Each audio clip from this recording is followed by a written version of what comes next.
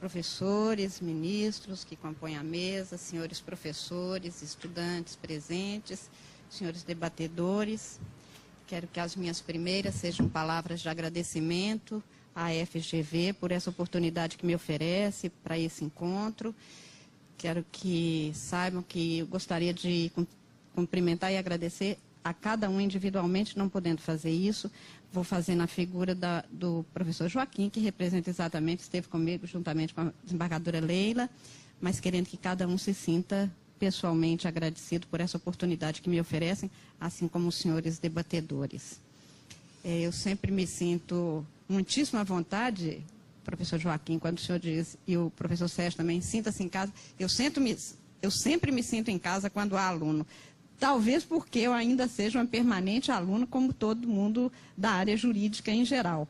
É um estudar permanente, portanto, uma escola como esta, tão bem posta, aparelhada e oferecendo tão boas condições de trabalho, claro que produz um agrado excepcional para que a gente possa ter uma conversa como essa que me foi oferecida. E também faço um agradecimento muito especial pelo tema, porque se de uma parte, como o professor Sérgio disse, ele é polêmico, por outro lado ele é extremamente rico, exatamente porque hoje é um núcleo do constitucionalismo contemporâneo. Então eu quero fazer esses agradecimentos especiais aos que me convidam e aos que aqui estão presentes também gostaria que se sentissem cumprimentados e agradecidos por mim. Não podendo fazer isso, vou fazer na figura do meu mais que querido irmão Marcelo Cerqueira, que é um modelo, um exemplo, não apenas de um advogado, mas de um grande brasileiro, e eu acho que mais que tudo o Brasil precisa é de grandes brasileiros e de grandes cidadãos, de que é o meu grande mestre, o professor Marcelo Cerqueira. Por isso eu agradeço a todos os que aqui estão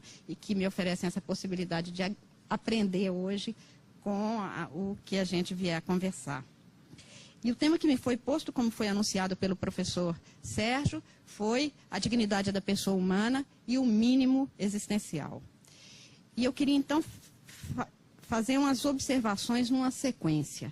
Quer dizer, eu queria pontuar inicialmente o que significa, ou alguns pontos, alguns itens que me parecem marcantes, como pontos de partida para, eu não vou dizer o conhecimento, mas para uma visão de direito constitucional contemporâneo e, a partir daí, traçar algumas observações, pontuar também alguns itens nesta temática do princípio da dignidade da pessoa humana e do mínimo existencial, até porque nós temos que conviver hoje com esta ideia do mínimo existencial, fazendo-a conviver com o princípio da chamada reserva do possível, que não pode anular o que nós já conquistamos, mas que também não pode impedir que o Estado ande, e por isso é que eu gostaria de fazer essas observações de maneira mais concatenadas.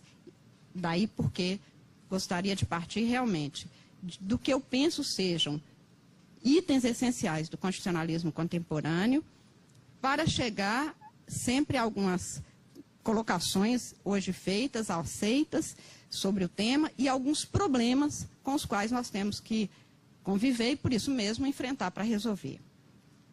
Então, eu gostaria de pontuar que, para mim, e a partir do que se tem hoje na doutrina e até na jurisprudência dos tribunais constitucionais, incluído aí o Supremo Tribunal Federal, mas eu diria de uma forma mais geral, que há alguns dados que são essencialíssimos do constitucionalismo contemporâneo. Quer dizer, o direito é uma conquista permanente e do que se conquistou nós temos hoje alguns pontos que são as constantes e determinantes neste momento que estamos vivendo. E que eu acho que em grande parte foram até acolhidos no constitucionalismo positivo brasileiro a partir de 87, 88. Quer dizer, a Constituinte viu isso, absorveu isso, e é isso que nós estamos tentando tornar efetivos. O primeiro desses traçados é exatamente o princípio da dignidade humana como norma jurídica. Claro que o princípio da dignidade da pessoa humana não está só no direito, não é reserva do direito, não é pensada só no direito e não é respeitada apenas porque está no inciso 3 do artigo 1º da Constituição. Mas a circunstância de nós termos uma norma constitucional, e eu sempre lembro que Constituição é lei. Constituição não é aviso, não é cartilha, não é proposta, Constituição é lei, e lei é para ser cumprida. É uma lei com uma qualificação especial. É uma lei da qual decorrem todas as outras, mas é lei. Foi-se o tempo que se imaginava, aliás, nós já tivemos aqui no Brasil, Constituição que nem nome de Constituição tinha, mas era observada como se fosse aquela na hierarquia das normas a de mais alto escalão, como foi a emenda número 1, e já tivemos documento que tinha nome de Constituição, mas que não era aplicada, que foi o caso da Carta de 37. Então, não.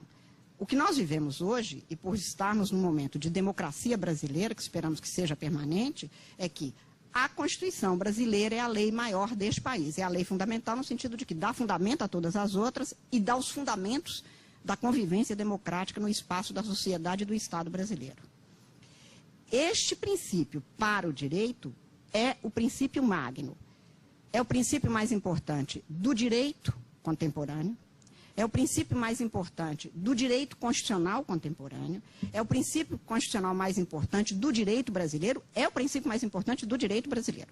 Aquilo que o professor Sérgio lembrava no início, vai se discutir o direito penal? Pois é, leia-se o direito, o Código Penal a partir da Constituição e na Constituição a partir do inciso 3 do artigo 1º. Leia-se o Código Civil de acordo com a Constituição, porque nos períodos autoritários ou ditatoriais do país nem se falava de Constituição. Agora se fala, e a Constituição é mesmo a lei que dá os fundamentos de todas as outras, parte-se dela e se chega-se a ela. E nela se parte do princípio da dignidade, se chega ao princípio da dignidade. Então, este é um ponto que precisa de ser muito bem definido. É complicado, é difícil, pode ser usado, abusado ou mal usado, pode, não tem a menor importância. Porque pelo menos estamos falando disso. Estamos falando que quando tiver um menino numa carroceria de um caminhão, indo para uma aula, correndo o risco de cair desse caminhão, isto é uma indignidade. Portanto, não é reserva de profissionais do direito. Eu sempre lembro que a mulher que hoje pode ser uma biboca de pé de serra, que teve uma filha atropelada no meio de uma estrada, onde sempre ela reclamou que precisavam de tomar providência, que o Estado precisava de tomar providência. Esta hora, pergunte para ela o que ela está sentindo, o que ela quer. Fora o impossível, que era não ter acontecido, ela vai dizer que ela quer justiça, porque ela está se sentindo indignada. E essas são as expressões comuns. O que se espera agora?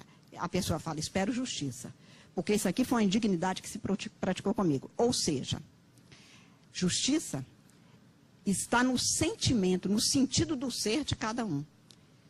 Isto vai se realizar, obviamente, a partir de um sistema jurídico, porque temos uma convivência que precisa de ser devidamente organizada.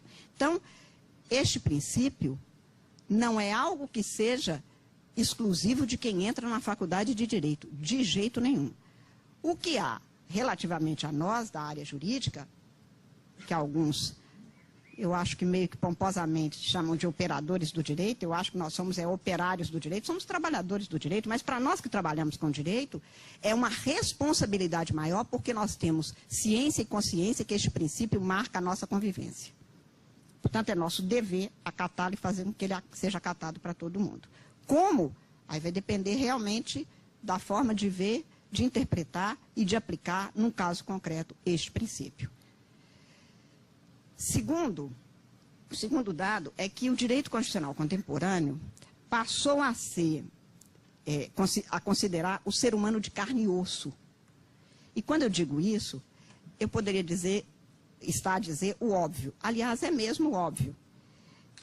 Mas eu chamo a atenção para isso porque, do mesmo jeito que em grande parte, inclusive no Brasil e até nos dias de hoje, povo ainda é um ícone. Quem é o povo? Fala-se o povo para não se satisfazer a ninguém.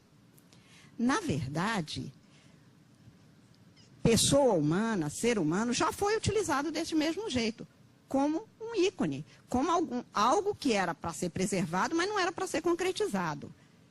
Isto acabou no direito e para o direito. Quer dizer, hoje, na hora que a gente fala da dignidade da pessoa humana, como está no inciso 3 do artigo 1º da Constituição, estamos falando como Drummond alertava ao final da Segunda Guerra. Os homens querem sapatos, os homens pedem remédios, os homens querem casa.